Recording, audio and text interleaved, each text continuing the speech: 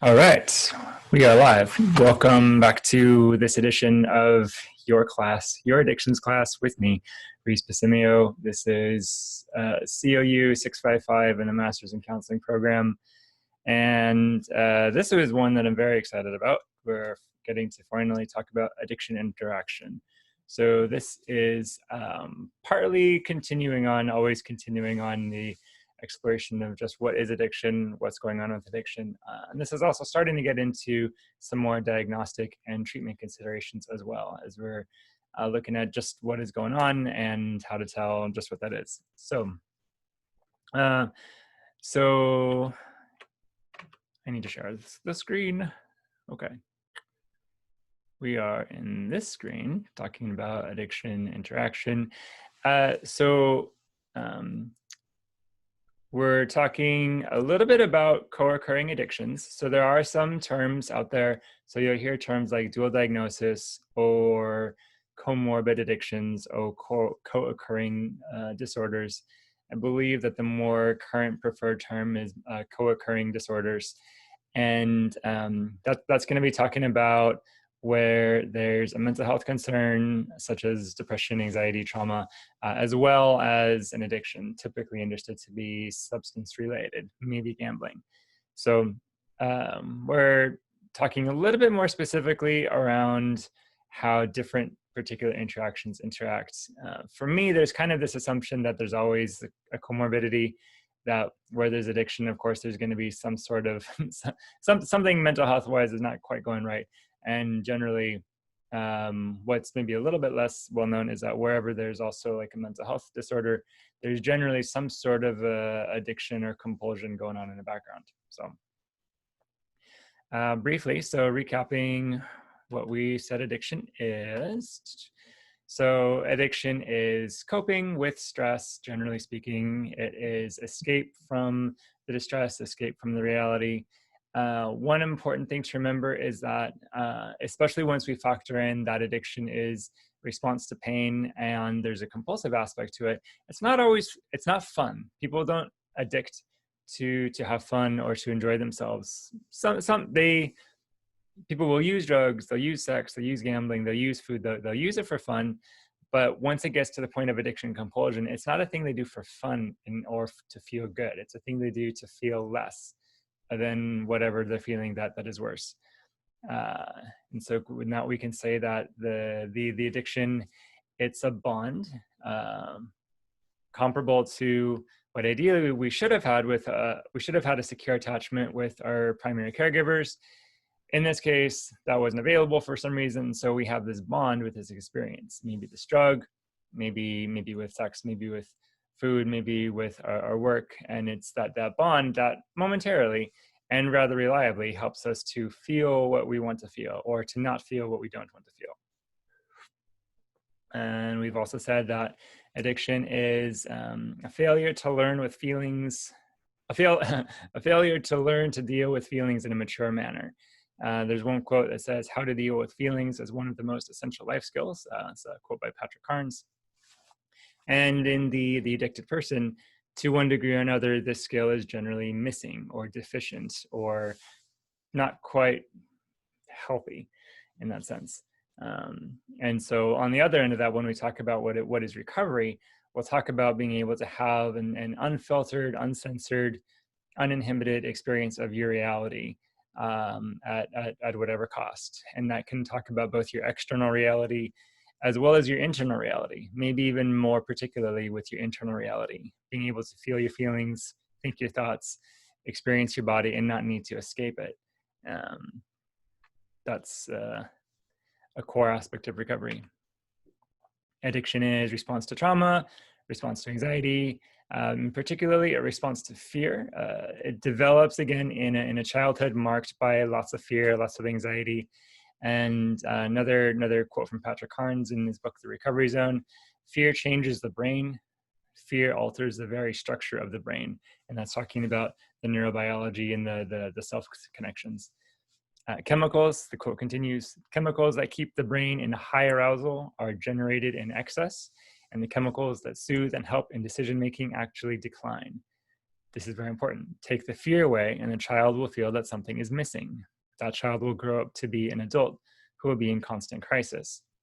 And the idea is that, again, when in childhood you're lacking a secure attachment and you have the presence of lots of fear, lots of stress, there's the chemical component to that, the adrenaline, the cortisol, feelings, the hormones that are good for survival. They're good for mobilizing you to run away or to fight your way out of a moment. But they're meant to be turned off. That they're meant to be, you're meant to become aroused, and then serotonin kicks in, you calm down. When you're just always up and always aroused, that's what causes the damage. And that's what, it's those hormones themselves, they're harmful for the body long-term. And two, especially for children, where everything is being normalized and is formative. You have a kid in constant fear, constant unease, just constant like disconnect, constant, upheaval. That's their normal. And so they'll tend to gravitate toward that normal and try to reenact and live in that normal even into adulthood. Even after logically they realize, like, I want something different than what I had as a kid, there's still this deep, instinctive, embodied sense that normal is all the chaos up here, and they're going to want that.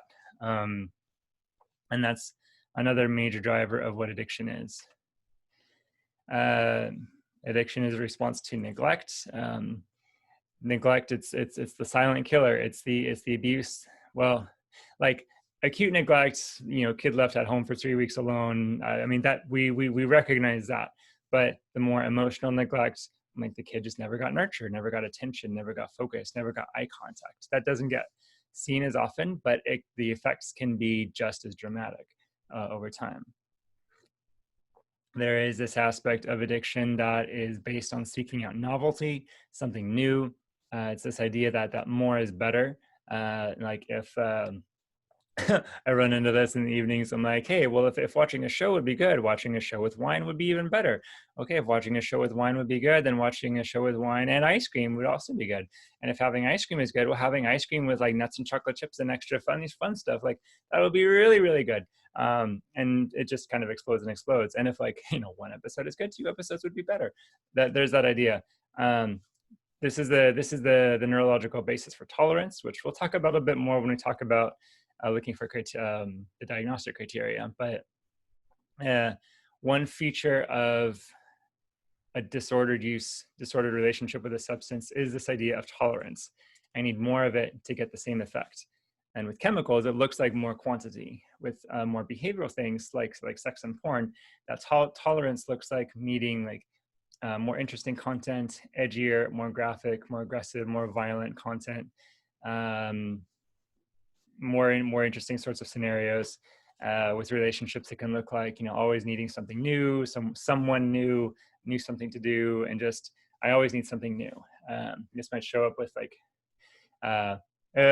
this would be an interesting study. I just thought of this. It would be fun to study this.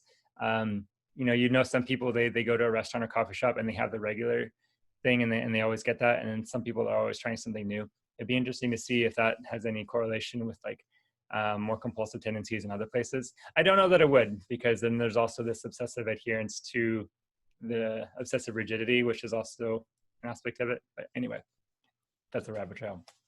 And most of all, addiction is a failure to bond with someone healthy, and it's succeeding to bond with something very unhealthy. So before we really get into talking about what addiction interaction is, we want to go over the acting out cycle. And this is very important because addiction, compulsion, obsession, they all happen in a cycle. It's a cycle, it's a pattern, it moves, it rotates. And like a whirlpool, you tend to get caught up in it and just stuck there. So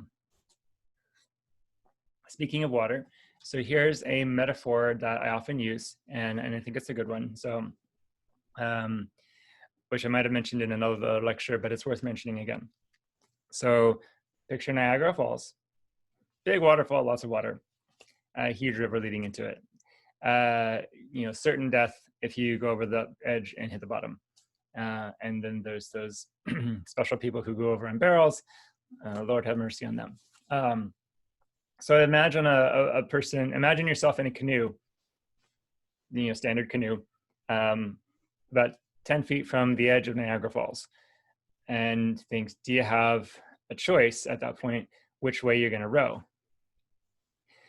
And the answer should be, well, it's not readily apparent, because nobody has a gun to that person's head saying, row into the falls. But that person might also be desperately rowing against the current, and the current is just too much. So really, they have no functional choice, even though they technically have a choice.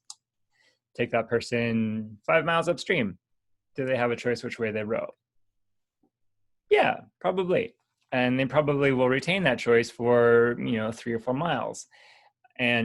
But again, the closer they get to the falls, the faster the current picks up, the more they're caught up in it, the less choice they have the closer they get. And that's a very important thing to recognize in how the acting out cycle works, is that people don't just relapse. They don't just act out for the heck of it or out of nowhere. There's always something that leads up to it. And a major aspect of the recovery process is learning to recognize just what are the things that lead up to it, or what tends to be your cycle. What are the elements of your cycle that drive, what drives your cycle? What are those core elements? So here's a couple depictions of how that system is understood. This one's done in 2 circles. Okay, maybe you can see the mouse. Anyway, so in the top circle, at the very top, there's a component for belief system, and that's talking about core beliefs that are shaped by life and everything. Core beliefs lead to impaired thinking, justification, rationalization, things you say to yourself to make it okay, lead to the addictive cycle. And then you shift into the lower circle. You're preoccupied with the thing. You go through your rituals to get ready for it. You actually act out. That's the very bottom of the bottom circle. You feel despair afterwards, and then you're preoccupied with it still. So you kind of go through that bottom circle round and round, and the bottom circle goes back up into the top circle, creates unmanageability, consequences in life, which then tend to reinforce the belief system that I am worthless, I am scum, I can't get out of this. And then it just perpetuates in that way. Corresponding, there's a recovery system that is similar. It's, again, a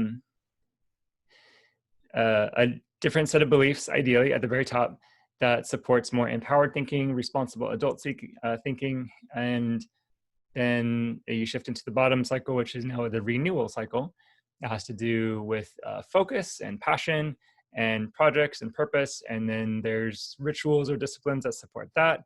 At the very bottom of the bottom circle, in contrast to acting out behavior, they talk about zone behavior.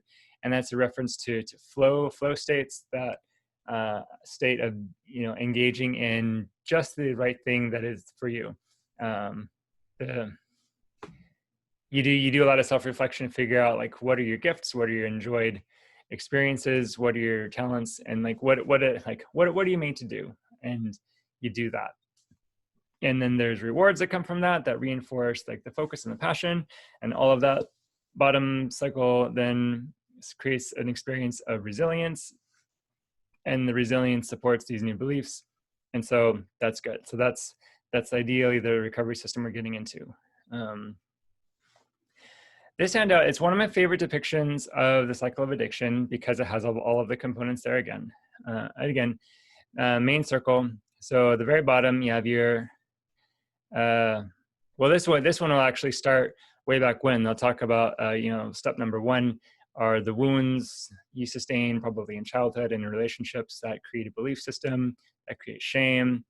And then triggers, that's item number 2. Triggers touch on those wounds. They scratch at the wounds and hurt them. And then that leads to being preoccupied with the trigger, with the wound, with whatever you think the escape might be. There's the obsession, there's the fantasy. That leads again to ritualization, that leads to acting out, that leads to more despair, more shame and guilt. And then that tends to reinforce the wounds, and then you go back through again. This one will be posted on the canvas, and you can download and work with it. So this one I threw together. I literally was patching it together the morning before I was recording because I procrastinate. Don't judge.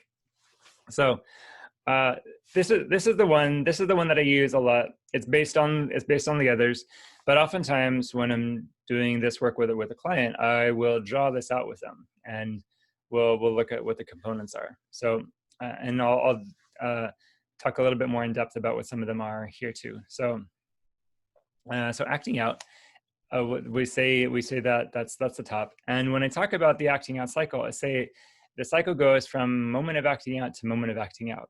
And one of the things to remember, depending on the method of acting out, is that cycle could last a day, it could last a year, and anywhere in between. So that's important to remember, especially once you get into acting in. So acting out again, it's whatever you do, the drugs, the sex, the porn, it's the relapse, it's the thing you promised yourself you wouldn't do that you don't want to be doing. And it's the thing that causes a consequence. Following the acting out in the black circle, in the blue circle, there's the aftermath. You're feeling blue, you're feeling glum, you're feeling depressed, despairing. It's the shame moment where you say, oh, I did it again. I can't believe myself. And there's a lot of shame in it.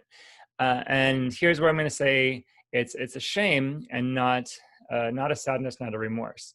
If it were a healthy sadness, healthy remorse, you know, as we who know the Bible could say that the godly sorrow that leads to repentance, that's good. It's good to feel bad about having done a bad thing, if that feeling bad then leads you to do something good, and if it leads you to change. If it doesn't, if those bad feelings, if those sad down feelings do not convert to action, then it's just shame. You know, and if those feelings don't convert to connecting with someone, then it's just isolating shame, and then it's despairing, then it's really toxic and unhealthy. And so oftentimes someone is in this aftermath, which again could be a few hours, few days, few weeks, who knows. They'll often shift from there into an acting in cycle. And this is important to recognize. So acting in is not recovery. Acting in is not sobriety. Acting in is continuing the acting out cycle. Here's where you get people who become obsessed with something that's socially acceptable. So this might be the person who maybe gets clean off of chemicals and now they are working 100 hours a week, or someone who gets, stops acting out with drugs and with hookups and everything, and or out of control eating, and now they develop more of an anorexia approach to life. I'm not going to indulge in any good food. I'm not going to have any sex. In fact, I'm going to be very opposed to sex. Or I'm just going to maintain obsessively rigid control over my life, and that's where my focus is going to be. And oftentimes there can be this really hostile, militant opposition to the former behaviors, and really pronounced efforts to just avoid it. Just avoid it. If I can just stay away from it, block it out of my life, then I'm good. And one feature that can be someone who, and this is where you might find like the classic like dry drunk syndrome, is someone who they may have maybe a lot of clean time, but they haven't really done any inner work. They don't really know how to talk about their feelings. They're still not good at relationships. They haven't repaired any relationships. They haven't really developed anything in their life. They're just abstaining. And if all of your focus goes into abstaining from a thing, you're focusing on taking something out of your life. You're basically building your life around a void. And to quote Mr. Spock, nature abhors a vacuum, and something will inevitably fill it. Where you have choice is what you're going to fill that with. And so again, the difference between acting in and sobriety, one of the differences is going to be your level of connection with other people, your level of presence within your own self, the type and degree of like purposeful activity you have in your life, and the capacity you have to be really present with yourself, present with your feelings, present with your conflicts, et cetera, et cetera. So from acting in, there's a couple things that could happen there. So acting in is exhausting, and it's draining, and it's really tiring, and it's really disconnective, and it can lead to burnout.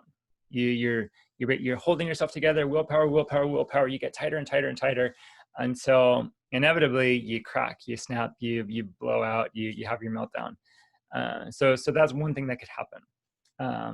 And that could be one of your triggers that causes that to happen. The trigger, again, is the thing based on, childhood wounds, life traumas, and everything. Triggers are triggers for a reason. Discovering that reason is really important so that you can know how and why to support the trigger, or not being triggered by the trigger. The other variation could just be, so I'm acting in, I'm in this really rigid lifestyle that doesn't have any room for margins or any room for disasters or any room for anything unusual. And so then something unusually disastrous happens. I get fired, somebody breaks up with me, I get injured, that's a big one. Or, a virus breaks out that like says I can't go to work and I can't see my friends anymore. I mean, that would never happen, right? Anyway, so some combination of burnout and trigger will tend to happen, and then the person who's acting in, they may not relapse right away. Maybe they will, but not all the time. Sometimes they'll shift from being acting into a state of preoccupation or obsession. And here's where the thought spirals start up. The person's thinking about the thing, or they're thinking about the trigger and obsessed over that, and or they're thinking about what's going to be the thing that gets me out of it, that I can do to escape it. And here's where you'll see I'm starting to do my justifications, my rationalizations, my thinking errors. I'll start to make it okay in my head in some way. And again, so this period, again, like all of these periods, this period could last for minutes, hours, days. This could last for weeks and months, depending. There's in the book Tweak by Nick Sheff. It's the companion book to Beautiful Boy by Dave Sheff. I think I got his name right. But Nick tells his story of a couple of different relapse cycles, and in one of them he tells a story about he's acting out, he gets clean, gets sober, gets a sponsor, and he's doing all of these things, and he talks about this cycle that for him takes place over months of I'm working hard, but there's just these nagging things in his head. There's these nagging doubts, these feelings of loneliness, these things that don't ever fully get addressed. But then they just build and build and build and build until at one point he's just like, and I was with Zelda, and we went to a party, and then we were just using drugs, and in that moment it looks like he just relapsed. But if you know the story, you know the context, he's been thinking about it, getting ready for this for months, and that can often happen. At some point in gray here, there's the point of no return. That's your edge of the waterfall. At some point, you've just decided, I'm going to do it. And again, that could be, a few minutes before, when it's a very short gap between point of no return and acting out, that creates a feeling of out of control impulsivity. When there's a longer period, there's still kind of a compulsive aspect to it, and still a little bit of that loss of control, but it's a lot more, I don't know, there's more of that cycle feel of I'm just in the spiral, and I'm just despairing because I'm in this downward spiral. But anyway, whenever you hit your point of no return, you then shift into a period of ritualization, which again can be really, really, really short, or it can be longer. It can be as short as, okay, I was at my desk and I wasn't looking at porn and I wasn't planning on it, and now I'm planning on looking at porn, and I'm opening up the browsers and tabbing over and whatever I'm doing, and I'm gone. Or it can be longer, like, okay, it's going to take me a day to get my rig and get to my dealer and get my drug and get to my safe spot. Or if it's a little more involved, it could be like, okay, I'm going to do it now. So I have to go through the process of like getting on the websites, finding a hookup partner, negotiating whatever I'm going to do, whatever I'm going to negotiate, until you can get back to the spot up at top where you're acting out. So that's kind of the gist of what that acting out cycle looks like on the front end. And again, when you recognize when you recognize how triggers work, there's a lot of story impacting this. No one acts out for no reason. Everyone acts out in the context. And part of why we value really learning the person's story is to learn, okay, so what has their relationship to the drug been? to the thing been? What role has it played in their life? What are they medicating? What are they trying to avoid? How is this acting out behavior promising to serve the person? And it is serving them in some way, in a very costly, momentary way. But in that moment, in the irrationality, the sub-logic of the preoccupation stage, acting out is better than not acting out, or it presents as it will be that. Feeling the feelings you feel when you act out, they promise to be better than whatever you're feeling without it. And again, that's not logical. Addiction is not logical. You can't logic or argue or debate yourself into sobriety. You have to factor in these sub-logical, irrational, emotive-based, very visceral physical realities to really begin to make any headway here. So, what is addiction interaction? So, at the very beginning, you remember I created the house of addiction, or the four corners of addiction, and it's what I call the crucial components of addiction, where you can consider there's a person who's doing it, and the factors there. There's the thing that's being done.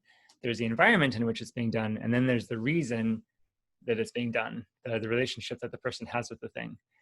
And so in that model, in that understanding, it's very important to remember that the crucial component of addiction is not the substance or the behavior being used. It almost doesn't matter what it is you're doing. What matters is why. It's the relationship the person has with the experience and the function that the experience performs that keep the cycle going. This is one point where I find myself diverging very far from this idea of the temperance model.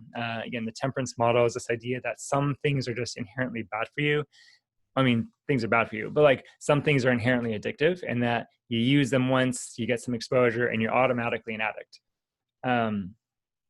And that's a premise that has informed the war on drugs and a lot of drug policy, that a lot of things that have been very harmful. So I tend to reject that idea, as well as the idea of an addictive personality. The idea that some people are just inherently addictive, or inherently going to be addicted to everything. Now, some people will tend to be addicted to almost anything, but I don't think it's a personality thing as much as a life story context. You've been primed for this by your life, sort of thing. So again, there's a tension here. I say here that drugs are not inherently addictive, though they can create physical dependence. No person is inherently addictive, but rather certain individuals are highly vulnerable. People become addicted when they are vulnerable in the right ways, and then bond with the substance or experience that meets a critical need in their lives. Also very important to recognize that addictions compound by nature. They get worse, they get more intense. You develop tolerance, you pick up other things. One of the best ways to understand what addiction interaction is, it's an addiction cluster. Very few people are addicted to just one thing. There's always going to be there's going to be a couple things, or a couple things that they cycle back and forth with. And over and above all of it, or throughout it, it's important to remember that this person is working to preserve a twisted sort of homeostasis. To the addicted person, chaos, fear, stress, drama, intensity, these are their normal. And again, this comes out of childhood things, or the feeling of feeling neglected and sad and isolated and lonely. That if that's your formative life, that's your normal, and that's your homeostasis, and you're going to tend to preserve that, or gravitate toward preserving that, or reenacting that, even if that means doing these harmful behaviors. So when we talk about addiction interaction, there's a couple key considerations that are going to come up. One is, do I have to quit everything? And two is, do I have to quit it all at once? One fellow I work with, so we've identified his top four. There's alcohol, there's cannabis, there's food, and there's spending, and that's been his cluster. And a back and forth question we've always been doing is, okay, so do you work on one at a time? Do you try to quit it all at once? And the trade-off is that if you quit everything all at once, you quit, and you can get out of the cycle a lot more cleanly that way. And the downside is the withdrawals are a whole lot worse, and you're short like 4 major coping systems. If you try to go the route of I'll quit one at a time, it's maybe easier in air quotes, and that you're not giving something up. But the reason why it's easier is that you're not out of your cycle. So the moment you feel some distress, okay, so maybe you can't use your drugs anymore, but you can still do something with compulsive spending, or you can still do something with food. And so what can happen there is it might be a little bit less intense process, but it just gets dragged out and dragged out. And as long as the cycle is going, you're vulnerable to relapsing on all of it. So as long as you're feeding into that cycle with at least one behavior, then the cycle's still going, and you're very vulnerable to falling back into it all at once. So in an ideal sense, we'd say, yes, you would quit everything, and there is some value to quitting it all at once. However, all of this has to be tailored to the individual, the resources you have, the motivation of the person, and you're not going to get to do your ideal all of the time, and that's fine. In this, so we're going to consider this term emotional sobriety, and we'll bring out more definitions around this when we talk a bit about recovery. I think I also did a podcast episode about this on the Smart Counsel podcast too. But it's this idea of having sober emotions, or again, being able to have your emotions, feel your emotions, process your emotions, and not have to hide from them. You're also going to want to consider relationship sobriety. One maddening dynamic that happens, you see this in a lot of like inpatient programs. If someone comes in, they do all right to very well in the program, and they do all right quitting drugs, but then as soon as they get out, they get back with their ex, or they get back with their partner, and typically there's a high drama component to that. Maybe there's a codependent component to that, or maybe it's just that their partner is not clean, and so it's and the person might get out, and they might even be clean for a little while, but it's because the relationships were part of their cycle. And so once they get back with their partner, then they're primed to relapse pretty soon. So there's a lot of ways where one of the high costs to recovery often is relationships. Oftentimes you cannot go back to all of your same relationships, and maybe some of the relationships closest to you or most important to you also need to end. And again, there's a little bit of a difference between if it was like a really intimate, supportive, healthy relationship, like we're not talking about that. We're talking more about these are the relationships that for you are yet another obsession and another fixation. And it's really based on like drama and infatuation and intensity and sex and everything. Like those are the relationships that are going to trigger relapse. So in considering sobriety and considering addiction interaction and getting out of the cycle, remember, it's all about what drives the cycle. What are the traumas? What are the triggers? What are the key core needs that drive that? Those are the things you're going to need to really address the most. Key challenges in working with addiction interaction. It's the biggest one is that, one addiction will get treated and the other will go untreated, or worse yet, not even be acknowledged and be poorly misunderstood. This can happen. This happens a lot. Someone's like, okay, fine. I'll quit alcohol. I'll quit meth. I'll quit cocaine. I'll quit heroin. I'll quit opiates. Don't touch my weed. I'm not quitting weed. And I'll be like, well, okay. Or they might say, I'm going to quit all the drugs, but I'm still going to smoke. It's still going. Or like, I'll quit all the drugs, even I'll even stop smoking. But then they're drinking 8 pots of coffee a day. And again, there's this one too, where like, okay, clean up all substances, but I'm still looking at porn, or I'm still doing these hookups, and that's how my cycle is continuing.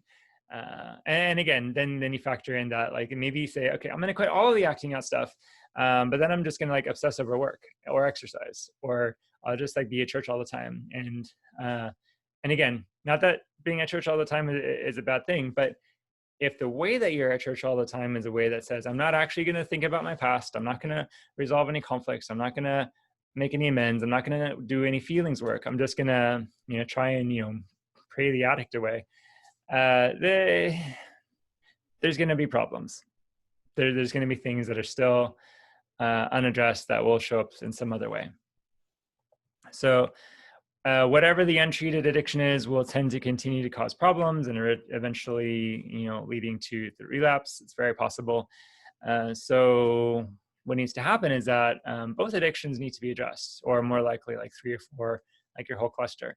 And so this places a high demand on the addictions counselor to be able to A, recognize, hey, there's a cluster going on, and also B, to say we need to be able to talk about all of it.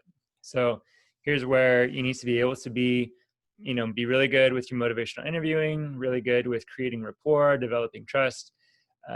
There's a lot of ways where a person is not going to be open to looking at all of these things right away. Once you've spent a couple years with them developing trust, then you could challenge them. Yeah. I mean, it's not always a couple years, maybe like 6 months. But it takes time. It takes time to develop enough trust with a person to where you can say, hey, I think this thing you're doing, I think that's the problem. And they can say, let's look at that. And again, like we've said several times, and we'll say it several more times, the core function driving all of the addictions must be addressed. And that's the function that it's performing and the need that it's seeming to meet for you. Okay. In all of this, we've been mentioning a bunch of things. What sorts of experiences can qualify as addictions? AKA, can you really be addicted to classical music? And that's a reference to a chapter in The Realm of Hungry Ghosts, which you're reading by Gabor Mate, where he talks about his compulsive and obsessive relationship with classical music. And we might say, wow, that's a very privileged addiction. And he would agree with you, it is. But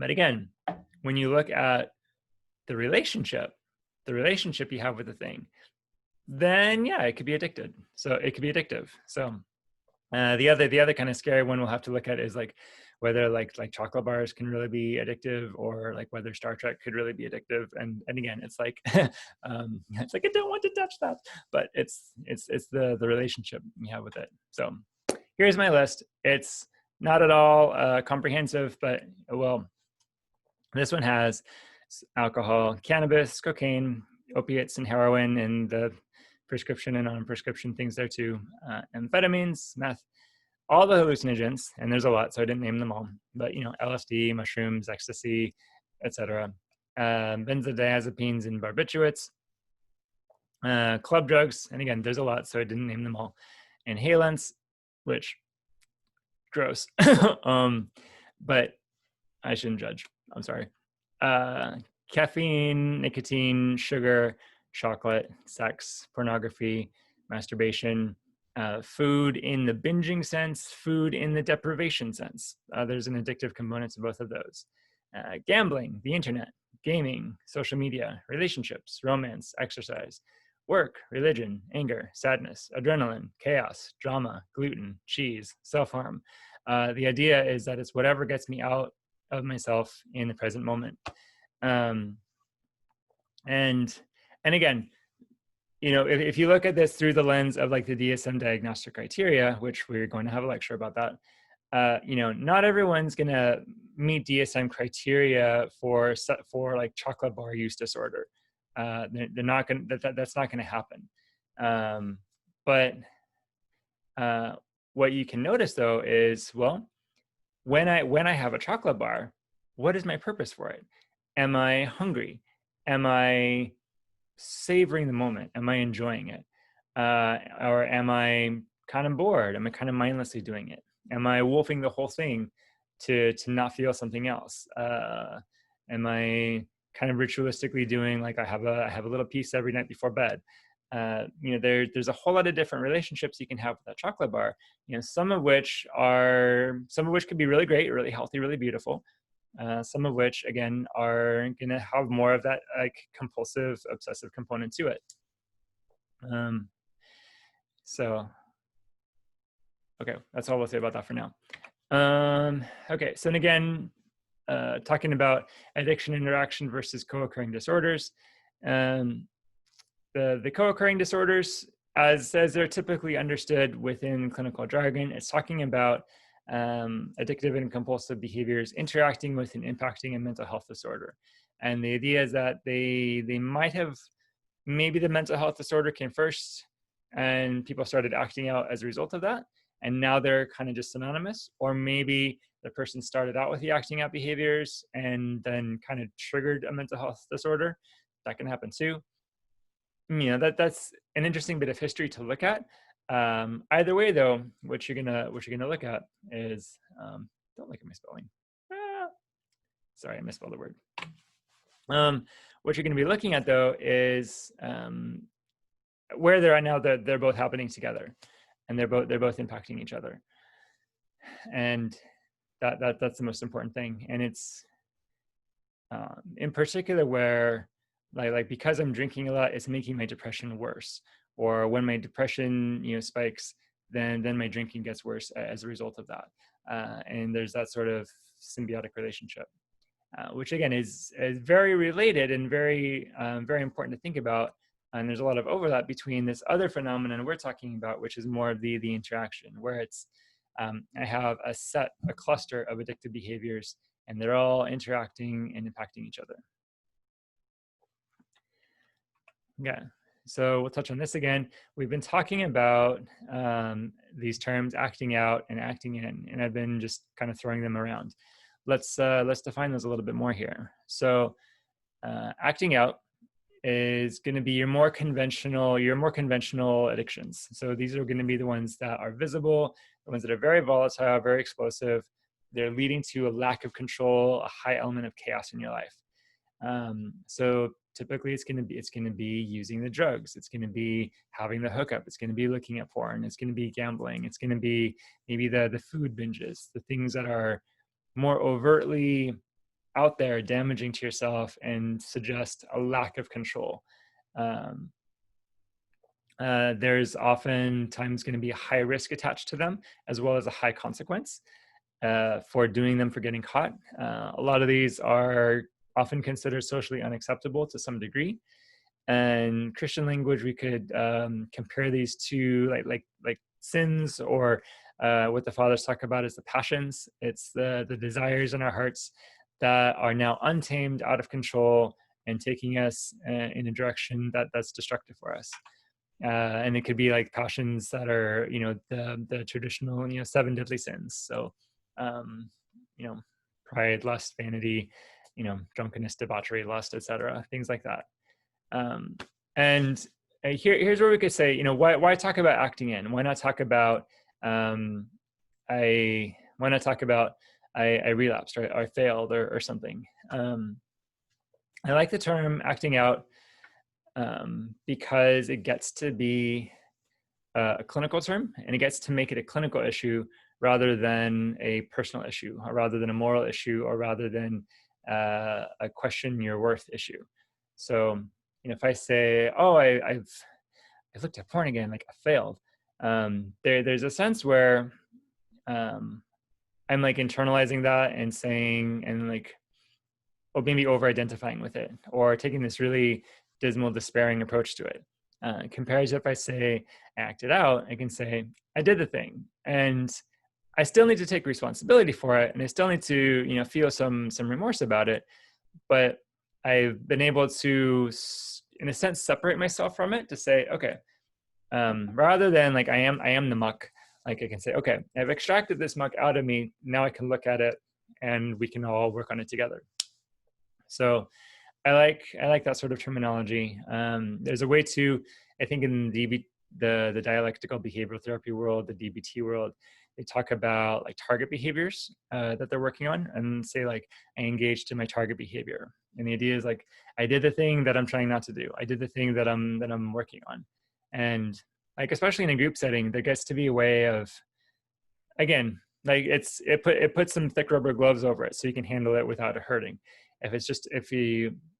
There can be some value to saying specifically, I drank too much, I had a hookup, I masturbated again, whatever I did.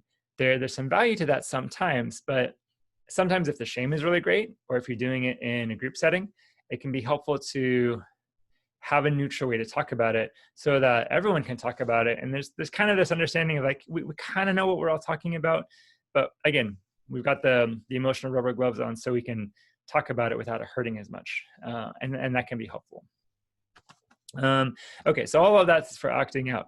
Acting in is more covert. It can be more implosive. There's, as opposed to being out of control, there's an obsessively high degree of control. And as opposed to chaos, there's a high amount of rigidity.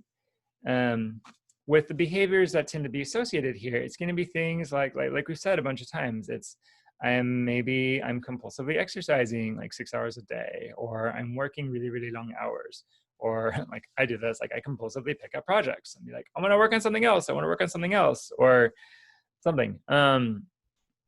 Or I develop like a high aversion to things. It's not just I want to be clean, but I want to wage the war on drugs, or I'm going to now get like really like judgy around anybody who's, you know, failing in the recovery, or I'll become like the sobriety police or something, and become really defensive around this whole thing, because really I'm still insecure myself, and I haven't worked through like my emotional issues related to this. So because I haven't actually worked through my own emotional work, or addressed my own wounds, or resolved my own conflicts, there's a rigidity and a fragility to me that is really vulnerable to being bumped at all. And so I have to maintain this front of like kind of defensiveness and a lot of performative behaviors, because it's still all external.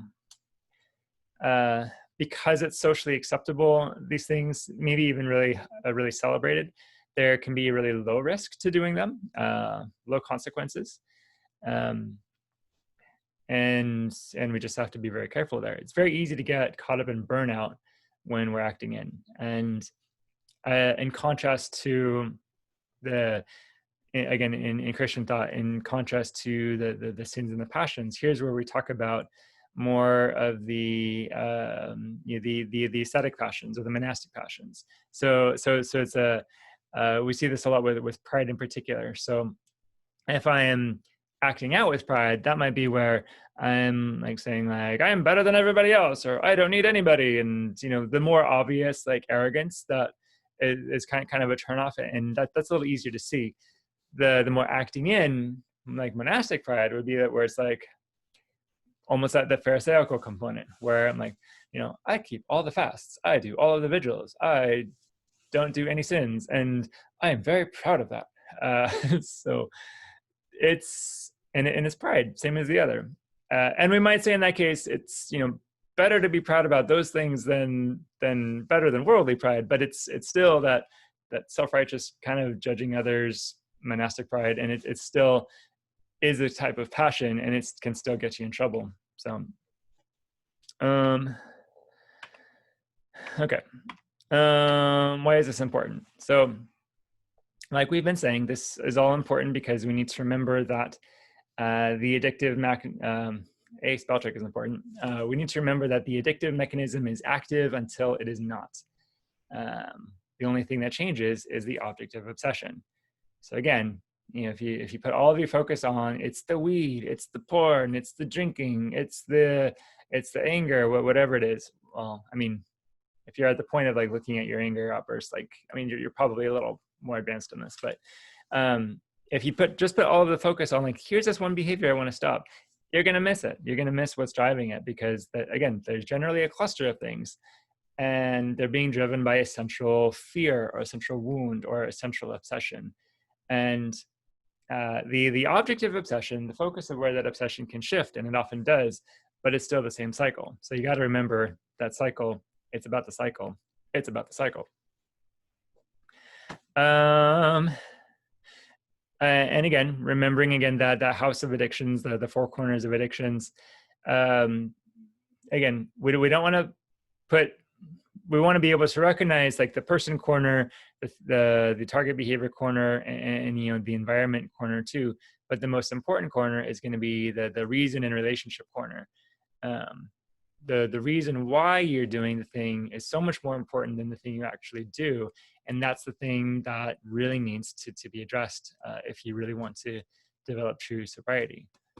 And again, so at this level of consideration, there's a possibility maybe quite a few more people become implicated in this addiction cycle than just those using conventional drugs. For a test of this, you can examine in your own heart. So when I'm bored and I pull out my phone to scroll, why is that my response when I have an idle moment? And what is it about like idleness and boredom that says like I need to get out of this? Or what is with our preoccupation with I'd like soothing and pleasure and good times and good tastes and everything. There's a way that maybe more people are addicts than we think. There's also when we talk about more diagnostic concerns, we'll talk about the levels of care not the levels of care. That's different. The levels of addiction. There's a lot of people that act out in some way that are also not addicts, and that's a thing to consider too. And then we can talk about there's a lot of these things that are not healthy to do by any means, but sometimes the way that we do them while unhealthy is also not addiction. So that's even further complication. But that's going to be in the diagnostic lectures. For now, so we're coming up on time for this particular lecture. From my wonderful studio audience, do I have any questions or comments or other things to consider? I got a question for you. Of course. Can you hear me okay? Yes. Okay, so the way you were talking about how it really comes down to like, inaccessible relationships in early childhood and the instability, the constant adrenaline without the subsequent soothing or calming down. It sounds to me like attachment theory is kind of almost impossible to get away from. Also sounds a little bit like psychodynamic, and that talk about your issues, get into your subconscious and like, why are you doing this? How on/off the mark am I with that? I would say you're fairly on point. So this idea that because obsessive relationships and compulsive relationships are at the core of the cycle, and in this case, it's relationships with the object of your addiction. Factoring that in, I would say yes, attachment theory becomes essential, or it becomes at least an essential component in how you approach therapy and what sorts of interventions you target. Because again, there's some value to the traditional CBT, like logical. Let's think about are your core beliefs rational or irrational, because those are going to affect your thoughts and feelings and behaviors. Like that's all true, but that's all on the logical level. This attachment stuff, it's in the brain, it's in the pre-verbal, very primitive, very primal brain, and it's very experiential, very visceral. Ideally, I physically experience eye contact, I experience attunement from my primary caregiver, and that creates a knowing that I am secure that is deeper than anything I know, and that's in my body. And so yeah, the undoing or the redoing of attachment is going to happen through other relationship, through routinely physically experiencing being in a room with other people, being in those connections. And in that sense, yeah, to your point, wondering about is psychodynamic work very valuable? I'd say, yeah, there is a component of that can be very useful. Again, given that the resources allow for it, but taking a lot of time to develop a relationship with a person and to use the relationship you have. So when you're with a client, you develop a relationship with them, using that relationship itself as an intervention, as maybe the most powerful long-term intervention that really begins to play in here, because that's oftentimes the very core need that the person meets, or that the person needs. I have a guy that I'm working with where we've been working together for a couple of years now, and he's on sliding scale, so it kind of works, and it's maybe more justifiable that way. But yeah, he came in with like a lot of acting out behaviors, a lot of chaos in his life, and through a variety of factors. And I can't say that like I am the most important factor, but I will note that like when we've been in therapy together, we've talked a lot about what the relationship needs to be for him, and he's been able to be very articulate about like, I need you to be a relationship for me. And so I've been like, okay, I'll be a relationship for you. And then he does a lot of his own work with habits and everything. And at this point, a couple years into it, he's seeing a lot of success. So yes, yeah. So Stephen, to answer your question, yes, you're on point. What you're saying now goes back to something that I've heard perhaps from you before in our previous conversations, or perhaps somewhere else, that healing really happens in relationships. So I think it's kind of cool that you as a counselor can provide that and use that as an intervention to help someone towards the recovery process. Yes, thank you. I think I have said something like that before, that healing happens in relationships. So yeah. Any other thoughts or questions around this content? Yeah, I've got a question for you. Sure. So the typical kind of research or study or statement on drugs, which is a little different than some of the points you were making, that goes around is I can't remember if it's like crystal meth or cocaine, whatever it is, but one dosage of it, you're instantly addicted. And that's usually cited as something that's been researched or whatever, but I'm curious what your take on is on that. Yeah. So there is a reality that some of these substances are highly dopaminergic, and they're going to be really impactful. And so, like once you get into like crystal meth too, it's a highly toxic thing, and the high you're going to get from that is going to be like higher than anything you can get. So that is a reality. Again, though, does one hit an addict make? And then here's where I'm going to say I'm going to lean the direction of no. Given the context. So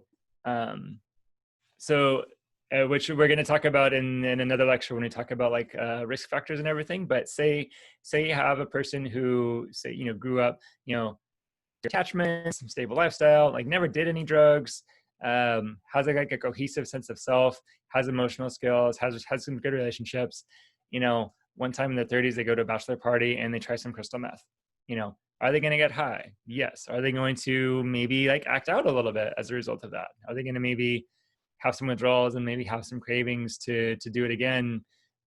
Sure. But are they going to get into a compulsive cycle that they cannot get out of? Probably not, given that they don't need it.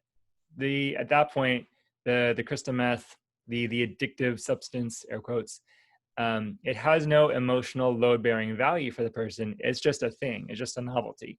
And even if they come back to it every now and then, it's not going to be in a compulsive, addictive way, as it would be for, say, a different person. And say this is the person who did not have secure attachments, did experience abuse, upheaval, loneliness, a lot of things in childhood, maybe has already been acting out in other ways, has already been drinking, smoking pot, looking at porn, has been experimenting with some other drugs. And so it's kind of already in that mode of, I handle my emotions with chemicals. When that person tries crystal meth for the first time, yes, one hit is going to be highly risky for them, because that might just be like, oh, here's the next thing, my new obsession. So I'm gonna lean and say, when it looks like a person has done the thing once and it was off to the races from there, I'm going to say there's probably a context leading up to that that has a lot of trauma involved in it. So it sounds like, at least what the error in my mind, and I wouldn't be surprised if this is a common error for a lot of people, is to equate cravings with addiction. Because in my mind, I was like, it seems like you're going to really have this hankering after. But what you proposed, correct me if I'm wrong, is this idea that's like, well, yeah, they might have cravings, but if they're not looking for coping mechanisms already, they're going to find it realistic that they can deal with them. Yes, they'll have them, but that doesn't mean that they're addicted. Just because, in my mind, I think if you have those cravings, that means something's addictive. But I'm realizing those don't need to be connected. Yes, that's a good point about cravings. So when you bring in cravings, so cravings are part of the physical neurological relationship you have with the substance. So, like you might have cravings for porn, cravings for alcohol, cravings for meth. So that is a reality. And even someone who's not like in an addictive cycle, they may crave the thing. And it's true, like when we look at like the DSM criteria, cravings are one of the criteria. but they're one of like 11, and you need at least 2 criteria to make the disorder. So so it's expected that you would have cravings, and that's part of the physical dependence aspect of it. And the more often you use, then the more your body becomes accustomed to the thing, the more your body is going to want the thing. So there is that. There is also, though, but to your point, what you're asking, are you an addict just because you have cravings? And I'm going to say no, not specifically. You might have had a dependence, or if you've had exposure and you have that really strong memory, that euphoric recall of the thing. This becomes a really important issue when we talk about like prescription medications, because you can have people who maybe get a prescription of opiates for pain, and they become physically dependent on it, but they are not addicts. They are not addicted to it. They use it responsibly. They use it as it's meant to be. They don't incur consequences. It's not a compulsive thing, but their body needs it. And they'll crave it. They'll have withdrawals if they stop it. So in that sense, there is that craving, but there's not a withdrawal. Or maybe you take some people who like they do a thing once or twice, and then they realize, I don't want to do that. They'll have like really euphoric memories of it, like maybe years later. But just because they have the cravings, again, it doesn't mean that they're in a cycle. It just means I have this really intense memory that I'm thinking back to. So does that answer your question? Yeah, that's super helpful. Thank you. Cool. All right. Great question. Great questions, folks. Thank you. So there's where I'm gonna break for this lecture, and we'll come back in a little bit and do part 2, where we talk about some of the manners in which drugs interact, because that's really interesting. But thank you again for participating in this one, and we'll see you all next time.